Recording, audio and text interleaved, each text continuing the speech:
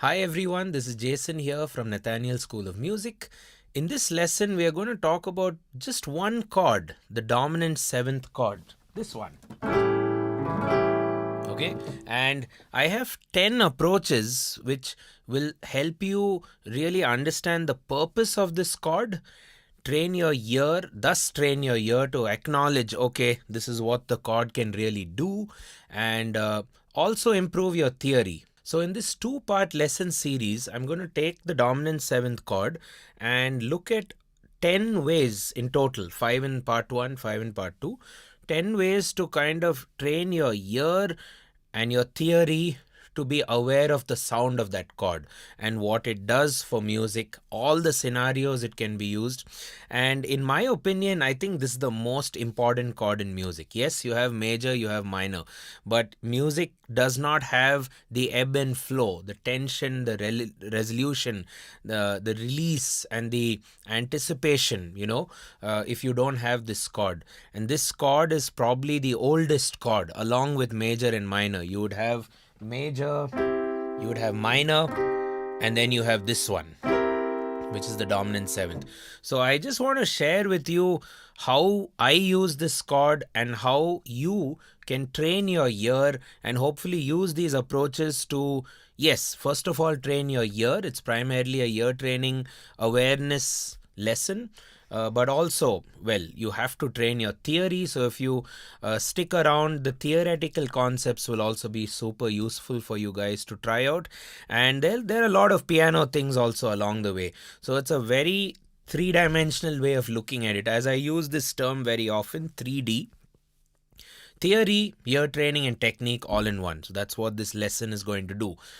Just like pretty much all of our YouTube lessons. So before we get started, it'll be great if you could hit that subscribe button. There's a bell which you could hit for notifications, and let's get cracking. Right, so the first way of studying the dominant 7th chord is to use it and apply it in what we call as the authentic cadence or the perfect cadence. So the perfect cadence or the authentic cadence is nothing but a 5 chord going to the 1 chord. Okay, so the 5 is built from a scale.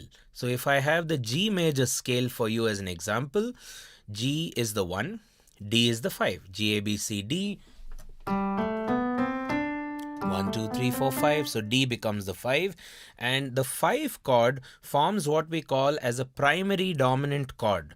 So it's a 7th chord or the only 7th chord which exists in the major scale. So that's why I guess they call it the primary dominant.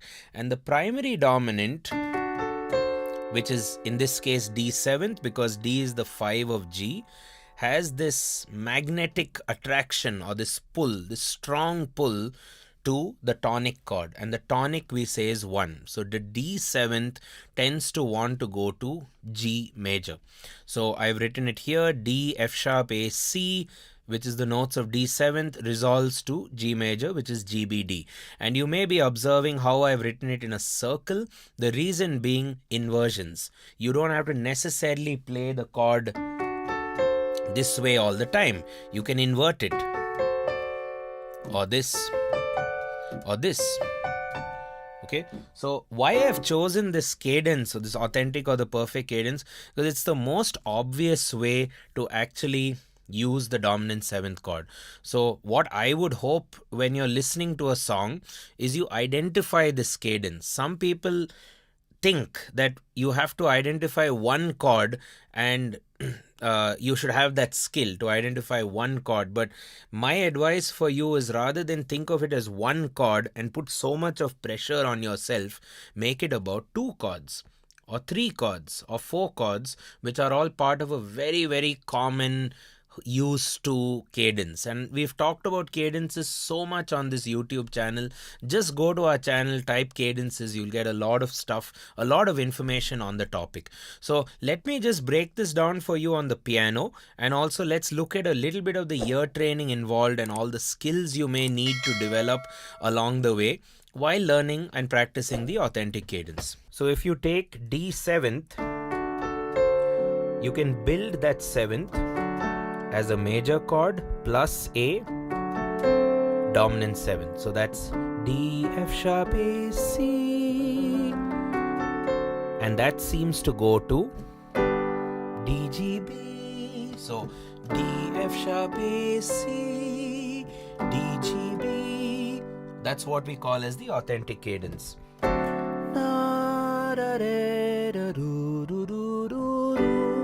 Now there are two notes which make this cadence really magnetic, so you go D, F sharp, A, C. The C tends to really want to go to the B. So la, da. But you could also think of it as la, da. So I would urge you to practice it in two ways. One is stick the 4 up on top. Actually try and sing that.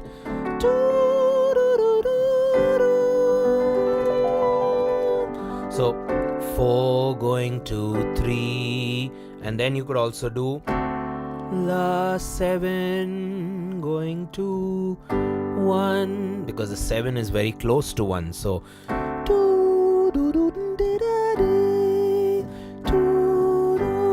that will be A, C, D, F sharp, which is still D7th, going to B, D, G.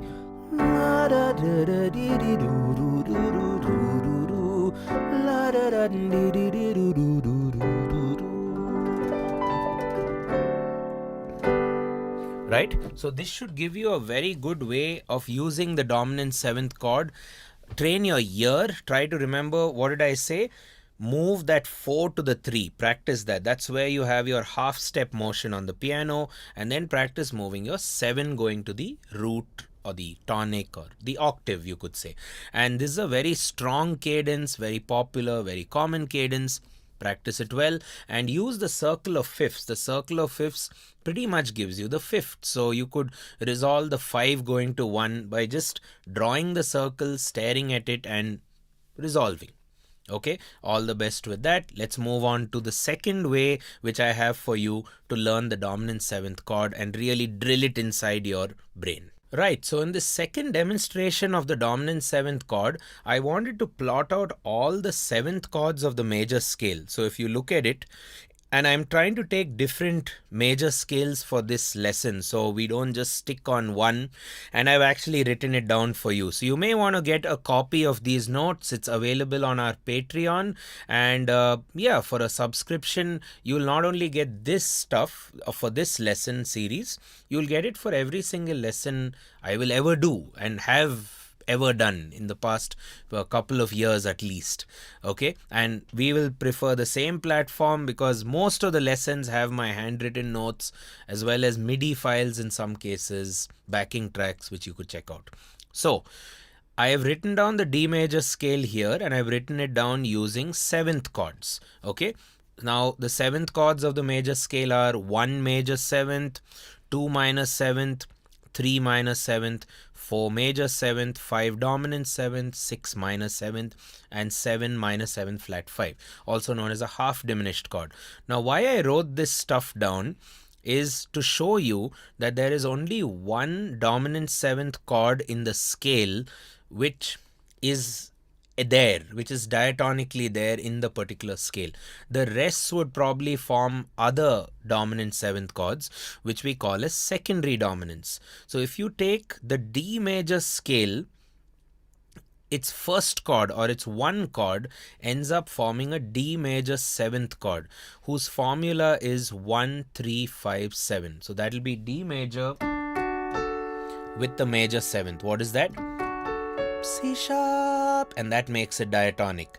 So to me, the major 7th chord just feels very relaxing and a lot more stable than its counterpart, dominant 7th chord, which is that. Now this is always asking the question, where do I go next? Right? So when you're in the D major scale, a good way to play around with this chord or this contrast is to play the 1 major 7th, or start with the 1 and then see what the 1 dominant 7th will do. In this case and in all cases, the 1 dominant 7th is the 5 of the 4 chord. So the D7th in this case is the 5 of this G major. So when you use D dominant 7th or D7th, it will resolve to G major 7th. While when you use D major 7th, it's a very different flavor. It'll pretty much stay resolved. So in this approach of you digesting the sound of the dominant 7th chord, my recommendation would be practice D major 7th and observe it as a more stable entity, while the D dominant 7th is actually a chord which comes outside the D major scale but resolves to a chord within the D major scale. In this case, the G major 7th. We call this the 5 of the 4. This is how I write it, 5 of 4. It's also called as a secondary dominant chord. We've done a very, very detailed set of lessons on the secondary dominant chord using a bunch of song examples. So watch those YouTube lessons as well. Okay, and just to play around with it, I just thought I'll pick a song, so if you take Falling in Love with You, you take Wise Men Say. So what did he do there? He did Y, D major, F sharp minor 7th, B minor 7th, and then only fools rush in. Now, wise men say. See, this is where you can actually squeeze in the D dominant 7th, which has a completely different purpose and a completely different function than the wise men say. These are all your tonic chords, very stable. Wise men say. But, oh, that's the dominant. Oh, only fools rush in.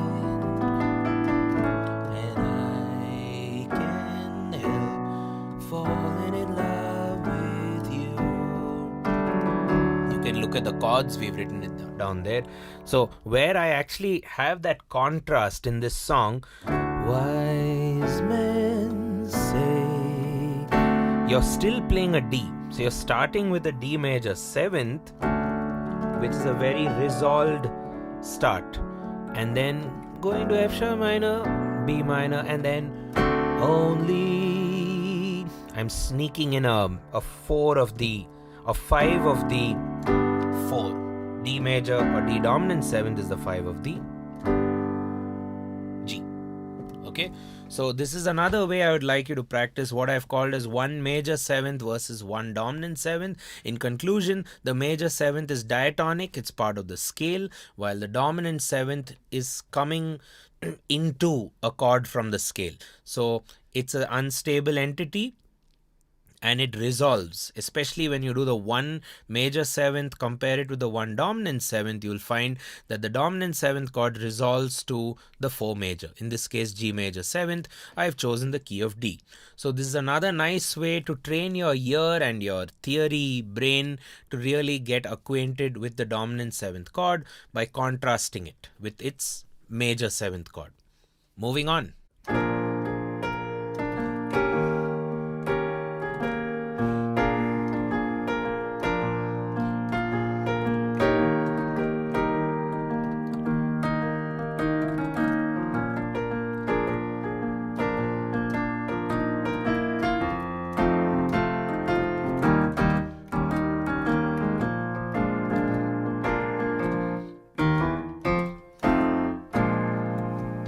So the most common or the most popular way you'll find probably of using the dominant 7th chord is in our favorite genre, the blues. The blues pretty much started it all in terms of contemporary music. It's inspired arguably every genre in the past, 100 odd years. Now, what happens with the 12-bar blues? It's a very standard progression. It's 1, and then it goes to the 4. So I'm on the key of B flat major, 2 flats. So this is your 1. Then we go to the 4, E flat, and then the 5, which is F. So 1, 4, 1, 5. So the 12 bar blues progression is pretty much going to use the 1 chord, the 4 chord, and the 5 chord for its work. Now the formula or the progression will be Roman 1 going to Roman 4, back to Roman 1, and then you stay on Roman 1 demonstrated by these dots, and then you go to Roman 4, stay on Roman 4, and back to 1, and then you go to 5, and then back to 4, back to 1, 5. Okay, now in some cases they kind of ignore the 4, they just repeat the 1 throughout. That's also quite common. In some cases they just continue the 1 here. That's also common. But you get the idea, right? The entire 12 bar blues framework is based on dominant 7th chords, and here they are not really used in a resolving manner. It's just used to bring up that idiomatic vibe of the blues, which is characterized by the dominant 7th chord. Yes, there are a lot of other things which characterize the blues scale, like the blues genre, like the scale.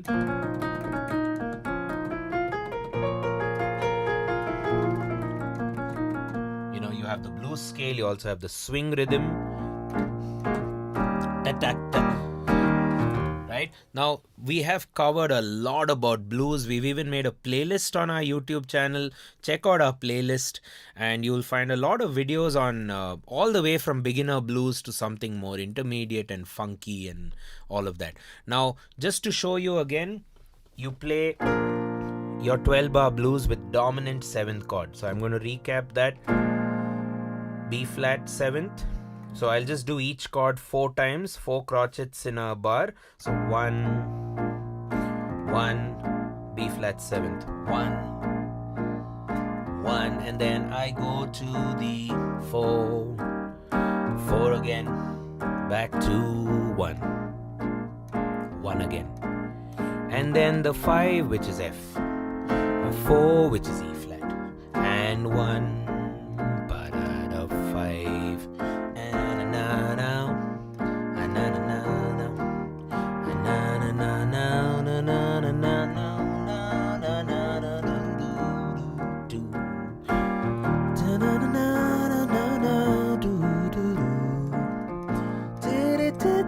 F,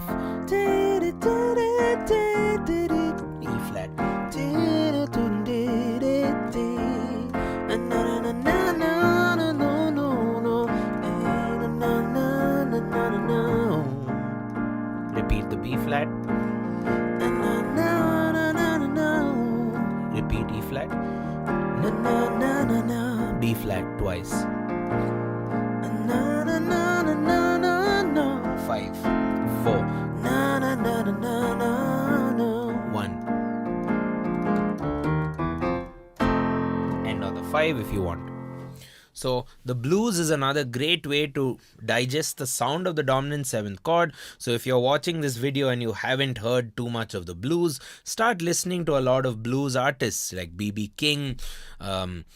John Mayer plays a lot of blues. If you like him, you can listen to Ray Charles, who's a great piano player who plays blues and jazz. So many blues artists. So start listening to the blues. It's a great genre.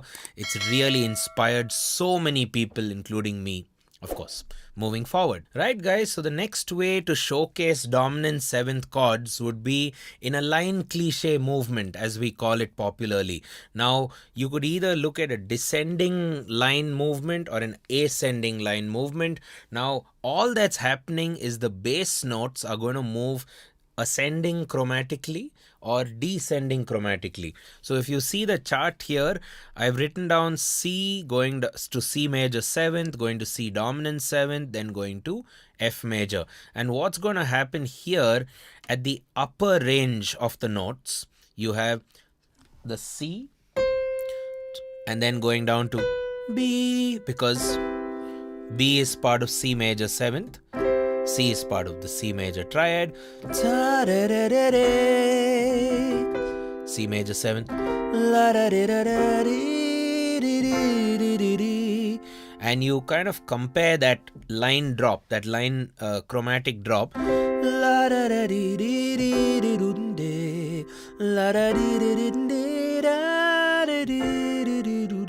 Of course, you can continue. So many songs, you all know Something by the Beatles.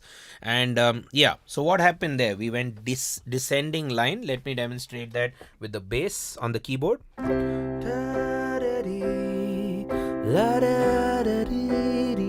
So you, as a keyboard player, can drop your pinky to the major 7th, and then you go dominant 7th. Eventually, C7th would resolve to the 4th of the scale, which is F major. So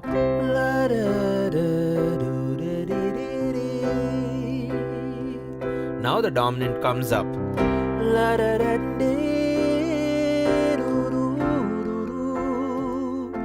And so on. We'll just take that for now. Now, that was the descending line cliche movement. You can also consider the ascending line cliche movement, which is a chromatic ascend. Now, how does that happen with these chords? I start with C major. Now I do a A major, which is actually like an A7th, but with a C sharp bass. See, C sharp is anyway part of the chord, right? So C major, C sharp, and D major. You can keep climbing this actually.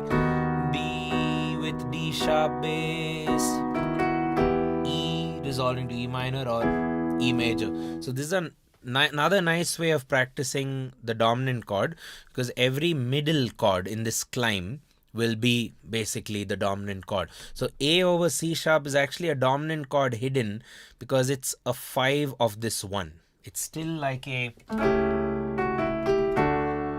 still a 5 of the D, or D's 5 is A. So that seems to pull itself really strongly to D. So line cliche is another really nice way to explore the sound of the dominant 7th chord, or just the dominant chord in general, the 5 going to 1 in that fashion. You're in the descending movement, you do C, B, B flat, A, na, na, na, na, na, na, na. Very good songwriting tool. So many songs do that. Or you can climb.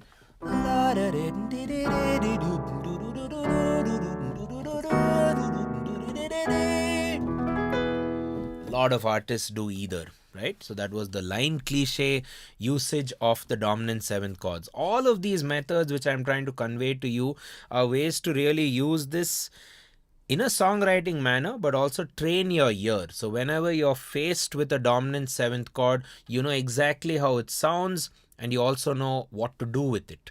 In what scenario can you use it, or just have as many options as possible. It's a beautiful chord and a very important chord. So please learn it well. Let's move forward. 2, 3, 4.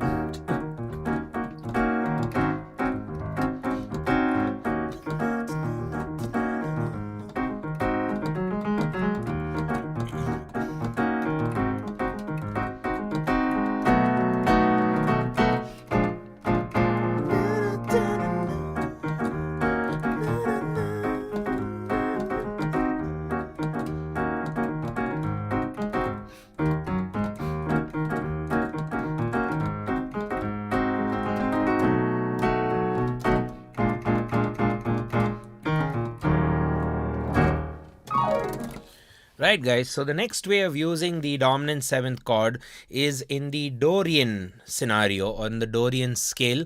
So the Dorian scale basically is a major scale. You form it by taking a major scale, flatten the 3rd, raise the 6th with respect to the natural minor, as we say, or you can just say normal 6th, major 6th, and flatten the 7th. So I've used E flat for our example. There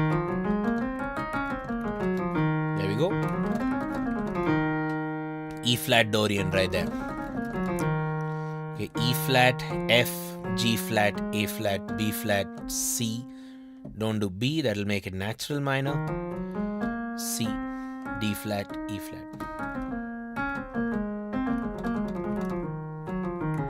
Now, how this scale is generally formed is if you build triads, you're going to end up with a 1 minor, and then if you jump to the 4, instead of getting a 4 minor, which you get in the minor scale, you'll be getting a 4 major. So there's a 1 minor and a 4 major. Okay. First, digest this Dorian sound, 1 to 4. That's 1 minor to 4 major. There we go. And so on. So what's interesting to note that when you do the 4, it'll be A flat, C, E flat, and then you climb further. It's actually a dominant 7th chord. So your 1 is a minor 7th, and your 4 is actually a dominant 7th chord. So if you practice the Dorian combo, which is 1 minor 7th, na na na na na na na na, 4 dominant 7th. It's another nice way to digest the sound. Na na na na na na na na na na na. Na na na na na na na na na na. It's the idea. Na na na na. And I've developed like a nice turnaround at the end, which is again 2 dominant chords. Na na na na na. That's B dominant. Na na na na na na na na na no no. Ending with a B flat 7th, which is the 5 dominant of E flat. So anyway, we'll take you back to the E minor 7th and you loop it.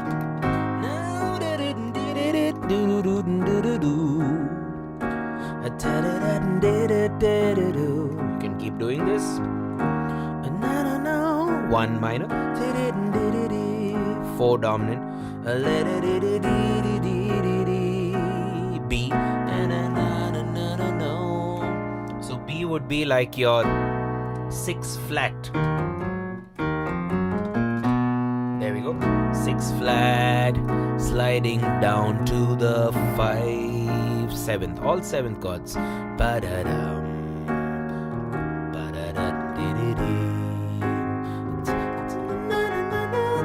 see, it sounds very different if you change the quality of the 4.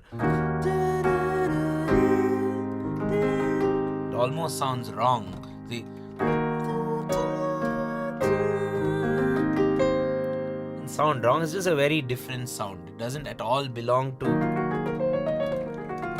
E flat Dorian, isn't it? So if you use the Dorian scale and just play this progression, 1 and 5 dominant,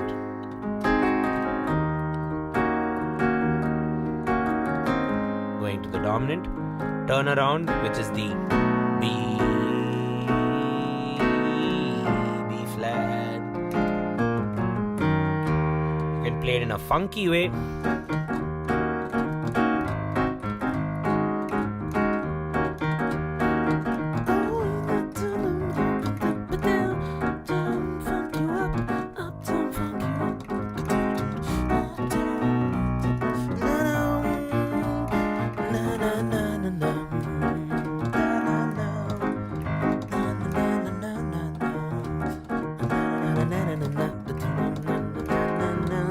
I guess you're realizing quite a few songs which use this.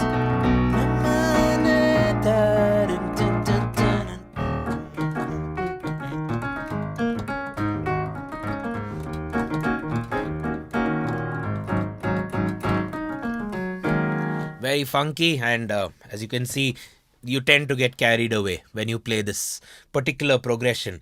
Right, guys? So far we've covered 5 ways of using the dominant 7th chord. First off with the authentic or the perfect cadence, 5 going to 1. Then we've looked at, well, just combining, getting to know the difference between the major 7th chord and the dominant 7th chord. So that I think is very important. Then we looked at using it in the most popular genre ever, the blues. So that's the 12-bar blues for you.